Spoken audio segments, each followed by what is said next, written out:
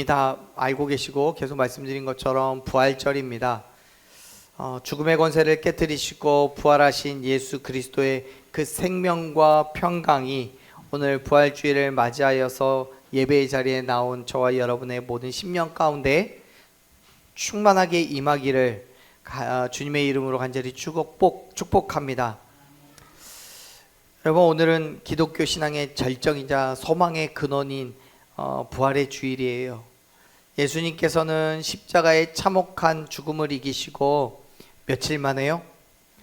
3일 만에 부활하셨어요. 다시 살아나셨어요. 이것은 2000년 전 팔레스타인 땅에서 일어난 객관적인 역사적 사실이에요. 하지만 바울은 오늘 우리가 같이 읽었던 빌립보서 3장의 말씀에서 부활을 단순하게 과거에 있었던 기적과 같은 사건으로 남겨두지 않아요. 바울의 삶 속에서 또 오늘을 살아가는 우리에게 분명한 그리스도인의 삶의 태도와 가치관을 어떻게 가지고 살아가야 되는지 선언을 하고 있는 말씀입니다. 그런 측면에서 오늘 이 아침에 우리가 성령님의 임재 안에서 우리 스스로에게 던져야 할 매우 진지하고도 뼈아픈 질문이 하나 있습니다. 2000여 년 전에 일어난 예수님의 부활이 2026년 현재를 살아가는 지금의 나의 삶 가운데 실제적인 능력으로 나타나고 있느냐는 질문이에요. 한번 우리의 삶을 한번 돌아봅시다. 우리는 해마다 부활절을 맞이하고 기뻐하고 찬양을 합니다. 근데 예배당 문을 나서는 순간 우린 여전히 과거에 상처에 얽매이고 세상의 염려에 짓눌려 살아가고 있지는 않습니까? 예수님의 죽으심과 부활하심이 나에게 충분한 영향을 준다고 한다면 우리는 세상의 어떤 상황과 또 형편 가운데서도 위로와 만족을 경험하고 기쁨과 소망의 시간을 누릴 수 있습니다. 왜요? 예수님께서 죽으시고 부활하신 그 사건이 우리에게도 동일한 능력으로 나타날 거니까요. 믿으십니까? 이게 무슨 말이냐면요, 바울은 로마서 6장 5절에서 우리에게 이야기해 주거든요. 만일 우리가 그의 죽으심과 같은 모양으로 연합했다면 또 그의 부활과 같은 모양으로 연합한 자가 될 거라고요. 우리가 예수님의 죽으심과 같은 모양으로 연합을 했다는 건 예수님께서 십자가의 고난과 고통을 당하신 것처럼 우리도 복음 때문에, 예수님 때문에 하나님의 일을 위해서 세상 가운데 여러 가지 고난과 고통을 당할 수 있다는 거예요. 당한다는 거예요. 그런데 바울은 우리의 인생이 그렇게 끝나지 않는다라고 고백합니다. 예수님과 같은 그 예수님의 부활과도 같은 모양으로 우리도 똑같이 연합한 자가 될 거라고 얘기하잖아요. 그 말은 예수님께서 십자가의 고난과 고통 가운데 부활하셨기 때문에 역시 예수님처럼 우리에게 주어진 모든 고난과 괴로움의 상황 가운데에서도 우리도 부활의 능력을 경험할 수 있다라는 말입니다. 아멘? 그러니까 사랑하는 여러분, 어떤 상황과 형편 가운데서도 여러분 믿음을 포기하지 마십시오. 날마다 우리에게 주어진 삶을 참아내고 견뎌내시기를 축복합니다. 부활의 소망을 가지고요. 그런데 여러분, 사실 우리의 현실을 살펴보면 세상 사람들과 똑같이 나를 드러내고 더 많은 것을 움켜쥐고 발버둥 치면서 환경과 상황에 짓눌려 살아갈 때가 너무 많아요. 매일 말은 포기하지 말고 참아내고 견뎌내지만 뭐 어디 참아요. 조금만 나를 힘들게 하면 들이받기가 일쑤고요. 맨날 혈압이 이만큼 올라가지고 저거 죽여 살려 그러고 하잖아요. 여러분, 왜 우리는 예수 그리스도의 죽으심과 부활하심을 믿는다고 하면서도요, 왜 우리의 삶 가운데는 그 부활의 능력이 그렇게 쉽게 나타나지 않는 겁니까? 오늘 우리가 함께 읽은 빌립보서 3장의 말씀에서 바울은 그 해답을 명확하게 제시해 줍니다. 그건 바로 십자가에서 완전한 죽음이 없이 오직 부활의 영광만을 우리가 가지려고 했기 때문이라고 이야기해요. 즉 나의 자아와 나의 욕심과 자랑, 이러한 인간적인 욕망을 죽이지 않고 하나님의 은혜만을 얻고자 하기 때문에 부활의 능력을 우리가 누릴 수 없다라고 성경은 이야기하고 있는 거예요.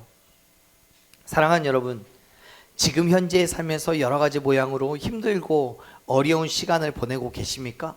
또 어떤 모양으로든지 고난과 괴로움의 시간을 보내고 계십니까? 그렇다면 여러분, 내 힘으로 이겨내 보려고 했던 인간적인 모습을 이제는 십자가 밑에 철저하게 내려놓고 참된 부활의 능력으로 다시 일어서는 그 결단의 시간이 되기를 간절히 축복합니다. 우리가 함께 읽은 말씀 속에서 바울은 우리가 부활을 경험하기 위해서는 먼저 나의 자랑을 배설물과 같이 여겨야 한다. 배설물로 여겨야 된다고 말합니다. 자, 우리 말씀을 봅시다. 7절 8절 말씀 같이 읽어볼게요. 7절 그러나 무엇이든지 내게 유익하던 것을 내가 그리스도를 위하여 다 해로 여길 뿐더러 또한 모든 것을 해로 여김은 내 주 그리스도 예수를 아는 지식이 가장 고상하기 때문이라. 내가 그를 위하여 모든 것을 잃어버리고 배설물로 여김은 그리스도를 얻고. 아멘. 여러분, 바울이 어떤 사람입니까? 바울이 누구예요? 우리가 이미 알고 있지만 그는요, 그때 당대의 최고의 지성인이에요. 가마리엘이라는 최고의 학자 밑에서 율법을 배웠던 엘리트였고 로마의 시민권자였고요. 종교적인 열심으로는 누구도 따라올 수 없는 정말 최고의 바리새인이었어요. 당시로서는 물론이고 오늘날 우리의 기준으로 보더라도요, 그는요 성공한 사람이었어요. 남부러울 것 없는 스펙과 경험을 가진 사람이었어요. 한 가지 아쉬운 게 있다면 외모적으로는 좀 떨어졌던 모양이에요. 뭔가 키도 작고 머리도 벗겨지고 뭔가 부족함이 있었던 모양이에요. 그렇게 보면 하나님은 참 공평하신 분인 건 분명해요. 근데 여러분, 그가 다메섹으로 향해 가던 그 길에서 부활하신 예수님을 만납니다. 그리고 그 후에 그의 삶이, 그의 인생이 완전히 뒤집어져요. 바울은 자신이 평생을 바쳐 쌓아 올렸던 지식, 혈통, 경험, 종교적인 업적, 그 모든 것들을 통하여 얻으려고 했던 자기 만족, 그 모든 것들을 우리가 읽었던 7절과 8절에서 표현하고 있는 것처럼 모든 것을 다 해로 여겼어요. 배설물과도 같이 여겼어요. 여러분, 지금 바울이 말하고 있는 것, 즉 그가 본래 가진 것들을 유익으로 삼았다는 것과 지금은 해로 또 배설물로 여긴다라고 말하는 것의 의미를 여러분 이해하고 계십니까? 여러분, 바울이 지금까지 자랑해왔던 모든 것을 유익이라고 말하는 거는요, 그 유익은 뭐에 대한 유익인지 아세요? 자기의 명예 혹은 다른 사람들로부터의 존경, 아니면 내 삶의 환경, 주어지는 물질? 아니에요. 여러분, 바울이 말하고 있는 그 유익은 뭐에 대한 거냐면 하늘의 의를 얻는 것에 대한 유익이에요.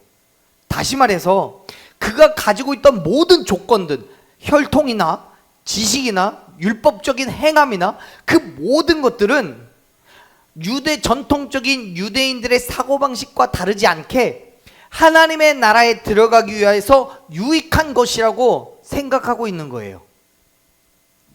그런데 그 사람이 부활하신 예수님을 만난 이후에 자기에게 유익이 된다고 생각하는 모든 것들을 배설물과 같이 여겼어요. 해로 여겼어요. 한번 생각해 보세요. 하나님 나라에 들어가기 위해서는 이전에 그가 누리고 있었던, 해가 가지고 있었던 모든 것들이 반드시 필요하다고 했어요. 근데 그걸 해로 여겼어요. 배설물과 같이 여겼어요. 그렇다면 천국의 하나님의 나라에 이제 갈 수 있다는 거예요? 없다는 거예요? 유대인들의 사고방식 속에서는 없다는 거예요. 그냥 예수님을 만난 이후에 바울에게 있어서 그 모든 것들이 전혀 쓸데없고 더럽고 추한 것에 불과해져 버렸어요.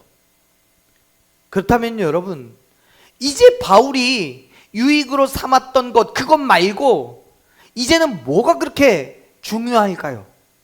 이제 그가 천국에 가기 위해서 중요하다라고 생각한 바뀐 생각은 뭘까요? 8절에서 바울은 분명하게 이야기합니다. 내 주 그리스도 예수를 아는 지식이 가장 고상하다고요. 왜요? 그 예수 그리스도께서 나를 위하여 죽으셨고 또 그 죽음 가운데서 다시 부활하신 분이시기 때문에요. 할렐루야. 사랑하는 여러분, 예수님의 부활은 세상의 방식이 하나님 앞에서는 아무런 의미가 없다는 것을 드러낸 사건인 거예요. 여러분, 우리가 교회를 다니고 우리가 믿음을 갖고 있는 이유가 뭡니까? 천국에 가기 위해서잖아요. 이 땅에 하나님의 나라를 세우기 위해서잖아요. 하나님의 자녀로 내가 부르심을 받았고 그 부르심 가운데서 믿음의 삶을 우리가 살아가고 있는 거잖아요. 그런데 그 삶 가운데 정말 유익한 게 뭐냐고요? 성경을 10독, 50독, 100독 하는 거요? 기도를 하루에 20시간, 24시간씩 하는 거요?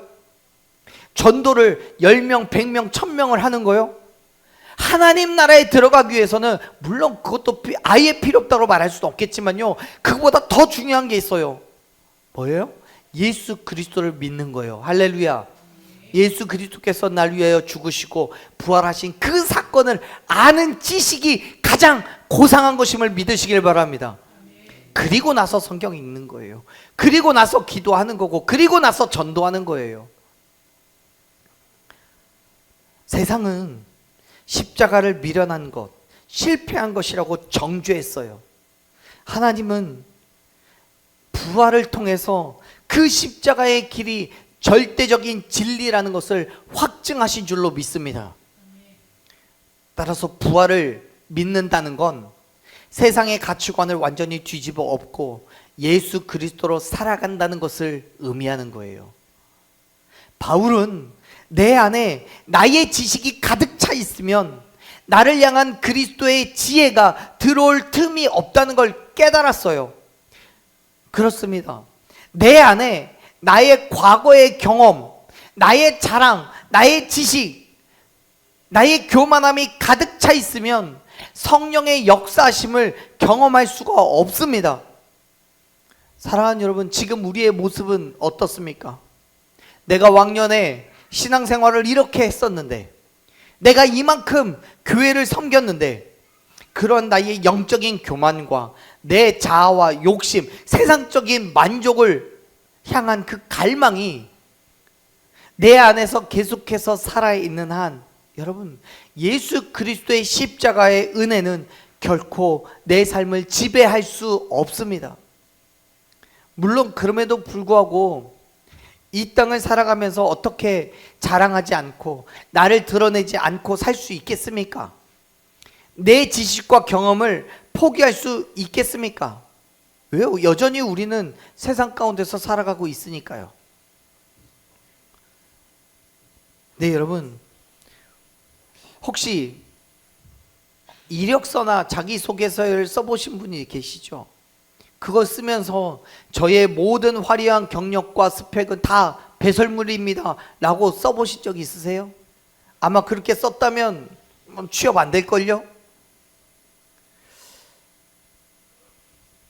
세상은요, 끊임없이 우리의 스펙을 포장하라고 부추겨요. 근데 성경은 그 모든 것들이 다 쓰레기니까 버리라고 말해요. 그러니까 우리가 교회 밖을 나가는 순간부터 얼마나 갈등이 되겠냐고요. 하지만 사랑하는 여러분, 세상의 논리와 이성으로 하나님의 말씀을 재단하려는 그 얄팍한 지식, 예수님의 이름을 빌려서 내 삶의 안락함과 성공만을 구하려는 이기적인 욕심을 십자가 밑에 온전히 내려놓으시기를 축복합니다. 바울이 고백한 것과 같이 예수 그리스도를 아는 그 지식이 가장 고상하다는 것을 믿으시길 바라요. 우리 성경에 고상하다라고 번역하고 있는 헬라어는요, 어디 위로 올라가다, 뛰어나다 또는 탁월하다, 능가하다 이런 의미가 있어요.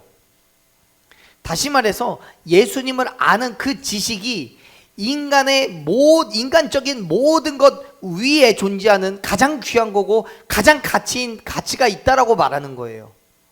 실제로 그래요. 우리가 예수님에 대한 분명한 믿음이 있다면 그 외에 세상에 어떤 것도 문제되지 않아요.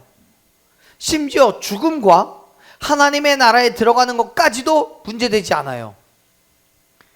그래서 지금까지 바울이 구했던 그 모든 율법적인 행함과 유대인들의 전통적인 사고방식이 아니라 그리스도를 믿음으로 말미암아 하나님께로부터 나오는 의, 천국의 소망을 갖게 된다고 지금 바울은 선포하는 거예요. 말씀 볼까요? 9절 보면 이렇게 얘기해요. 9절 읽어봅시다. 그 안에서 발견되려 함이니 내가 가지는 율법에서 난 것이 아니요 오직 그리스도를 믿음으로 말미암은 것이니 곧 믿음으로 하나님께로부터 나으니라. 아멘. 아멘. 그렇잖아요. 자기에게 주어진 그 의는, 자기의 의로움, 천국에 갈 수 있는 그 의로움은 율법의 행함에서 난 것이 아니래요. 어디에서 났어요? 그리스도를 믿음으로요. 할렐루야. 여러분, 바울이 원하는 건 오직 하나예요. 예수님 안에서 발견되는 것, 그리스도와 그 부활의 권능을 아는 것. 그렇습니다. 부활의 믿음을 가진 사람은 더 이상 자기를 드러내기 위해서 살지 않아요. 철저하게 나를 부인하고 인간적인 가치관을 뒤집어 엎고 오직 예수 그리스도로 하나님께로부터 난 의로 살아가는 사람이라는 사실을 믿으시길 바랍니다. 그리고 그렇게 부활을 경험한 저와 여러분이 되기를 간절히 축원합니다. 예수님의 부활을 깨달은 바울이 갈망하는 건 하나였어요. 하나. 예수 그리스도와 그 부활의 권능을 아는 것. 왜냐하면 부활은 미래에 일어날 막연한 사건이 아니라 지금 이 순간 그리스도와 연합하는 실제적인 능력이라는 사실을 바울이 깨달았기 때문에 그래요. 그런데 여기에서 우리는 매우 역설적이고 충격적인 바울의 논리를 마주하게 됩니다. 바울은 부활의 권능을 알기를 원한다라고 말하지만 곧바로 그 고난에 참여함을 알고자 하여 그의 죽으심을 본받는다고 고백해요. 10절 말씀을 보면 이렇게 기록되어 있죠. 10절 같이 읽어봅시다.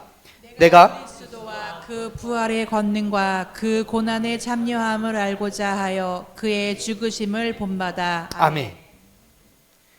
그 고난에 참여함을 알고자 하여 그의 죽으심을 본받는데요. 무슨 말입니까? 문장 그대로만 이해하자면 죽겠다는 얘기예요. 근데 우린 지금 뭘 얘기하고 있어요? 부활을 얘기하고 있단 말이에요. 이게 얼마나 역설적인 이야기냐고요. 여러분, 오늘날 많은 그리스도인들이 범하는 가장 큰 오류는 하나님의 영광만을 바라고 십자가를 외면한다는 거예요. 그래요. 우리는 부활의 승리와 영광을, 치유와 회복은 간절히 원하지만 내 자아가 깨어지고 내 고집이 꺾이는 십자가의 고난을 피하려고 해요. 그런데 성경은 매우 단호하게 이야기합니다. No cross, no crown. 십자가의 고난이 없이는 부활의 영광도 없다고요. 죽지 않는데 어떻게 부활을 합니까? 부활은 십자가를 건너뛰고 얻을 수 있는 면류관이 아니에요. 물론 우리가 십자가 밑에 내 자아와 지식과 욕심을 내려놓는 과정은 정말 뼈를 깎는 아픔이에요. 누군가 나를 무시할 때 분노하려는 내 혈기를 못 박는 것만큼 힘든 게 어디 있겠습니까? 세상의 불법과 타협하면서 쉽게 얻을 수 있는 이익을 포기하는 것, 정직이라는 십자가를 지는 것은요, 고난이에요. 괴로움이고요. 내 지식과 경험으로는 이게 맞는데 하나님의 말씀을 기다리라고 하면 마치 내 의지를 꺾고 내가 틀렸다라고 말하는 것처럼 여겨집니다. 우리는 철저하게 하나님의 말씀에 순종하는 자기 부인이 있어야 되는데 그렇게 나를 부인할 때마다 내 존재가 없어지는 것 같은 갈등이 있어요.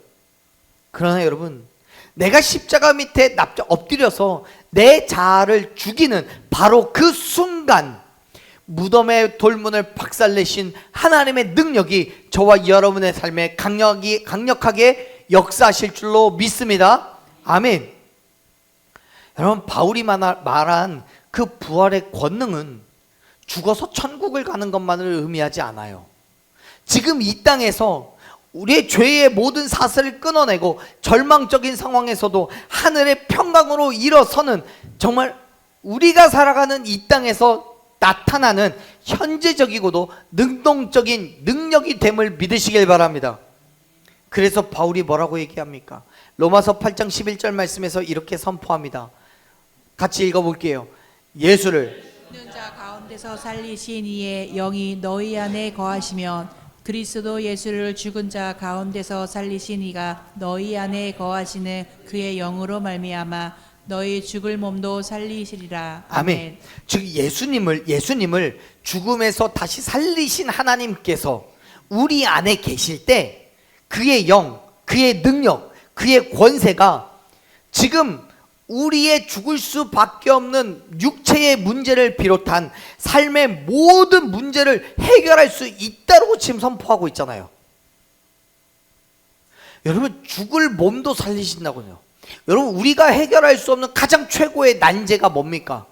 우리가 인간이 해결할 수 없는 가장 최고의 어려운 문제가 뭐예요? 죽음이잖아요. 근데 그 죽음을 해결하신 하나님이 우리 안에 계시면 죽을 우리의 몸도 살리실 거라고 말씀하고 있어요.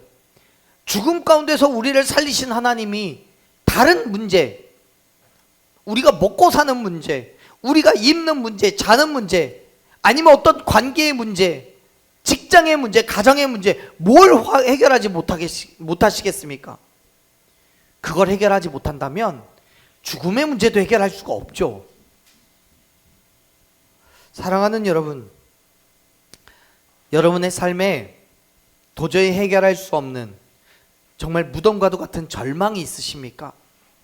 내 힘으로는 통제되지 않는 혈기와 혹은 욕심의 굴레가 있으십니까? 오늘 그 모든 것이 우리가 십자가 밑에 내려놓을 때 예수 그리스도와 함께 죽을 줄로 믿습니다. 십자가를 통해 얻는 그 모든 고난과 핍박과 괴로움에 여러분 예수 그리스도와 함께 동참하십시오. 바울이 고백하는 것처럼 우리가 예수님과 함께 죽을 때 예수님을 죽음 가운데서 다시 살리신 하나님께서 그 부활의 능력으로 저와 여러분을 부활의 새로운 피조물로 다시 살려주실 줄로 믿습니다. 할렐루야.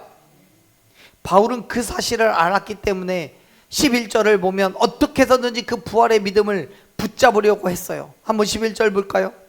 11절 빌립보서 3장 11절 읽어봅시다. 아멘. 어떻게 해서든지 죽은 자 가운데서 부활에 이르려고 발버둥을 쳤어요. 예수 그리스도의 죽으심과 부활하심을 믿었기 때문에 그리스도인 된 삶을 살아가고자 발버둥을 치고 있다라고 고백하는 거예요. 그렇다면 여러분, 그렇게 십자가에 내 자아를 못 박고 부활의 생명을 경험한 그리스도인이라면 이제 우리는 어떤 삶의 태도를 가져야 합니까? 바울은 먼저 이렇게 고백합니다. 12절 말씀 읽어봅시다. 내가 이미 얻었다함도 아니요 온전히 이루었다함도 아니라 오직 내가 그리스도 예수께 잡힌 바 된 그것을 잡으려고 달려가노라. 아멘. 아멘. 여러분, 바울은 내가 이미 얻었다함도 아니요 온전히 이루었다함도 아니라고 고백합니다. 지금 바울은 자기가 느끼고 있는 그 거룩함의 불만족에 대해서 고백하는 거예요. 사실 바울은 이미 엄청난 영적인 체험을 했어요. 그가 체험한 가장 큰 체험이 뭐예요? 부활하신 예수님을 만난 거예요. 체험했어요. 바울은 매번 그가 전도 여행을 떠날 때마다 성령님께서 말씀하신 것에 귀를 기울였고 성령님의 인도하심을 경험했어요. 죽을 수밖에 없는 환경 속에서도 그를 다시 살려서 하나님의 도구로 삼으시는 그 기적을 경험했어요. 그가 고백한 대로 예수님께 잡힌 바 되어서 수많은 교회를 개척했고 복음을 증거하는 전도자의 삶을 살아가고 있어요. 그만큼 바울은 그리스도인으로 살아가면서 부활의 능력을 누구보다 깊이 경험한 사람이에요. 그런데 바울은 그 자리에 머무르지 않아요. 그의 경험과 과거에 부어주신 은혜에 안주하지 않고 누구보다도 또 어느 때보다도 더욱더 하나님의 은혜를 구한다라고, 그렇게 달려간다라고 고백을 하잖아요. 고린도전서 9장 24절 말씀에서 바울은 동일하게 이야기합니다. 운동장에서 다름질하는 사람들이 다 달려도 오직 상 받는 사람은 한 명뿐이니까 우리는 그 상을 받도록 정말 다름질해서 달려가야 된다라고 얘기하잖아요. 끊임없이 달려가래요. 걸으라고 말하지 않아요. 여유 있게 가라고 하지 않아요. 상을 받기까지 최선을 다해 달리라고 말해요.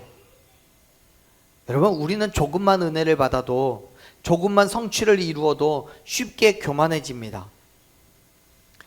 나만큼 기도한 사람 어디 있냐고, 나만큼 봉사한 사람 어디 있냐고, 그렇게 자기 의를 내세웁니다.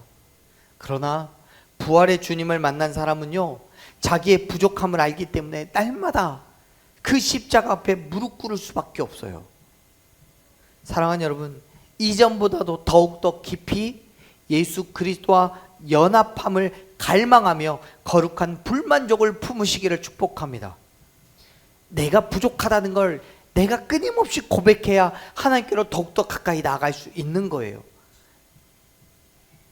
그때 저와 여러분 가운데 예수 그리스도의 능력이 임하게 될 것입니다. 아멘. 그뿐만이 아니에요.